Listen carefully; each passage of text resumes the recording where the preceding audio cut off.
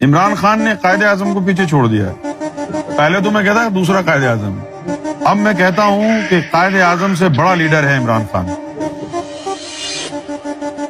کیونکہ قائد اعظم جو تھے نا وہ ان کا انٹرسٹ بس یہی تھا.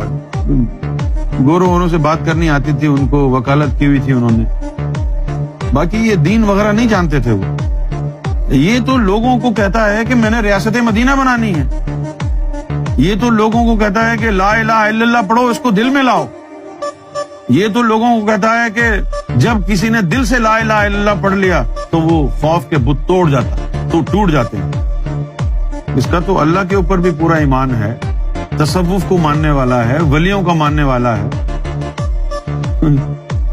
یہ اپنی کوشش کر رہے ہیں کہ اس کو توڑ دیں, جھکا دیں, لیکن ایسا ہوگا نہیں.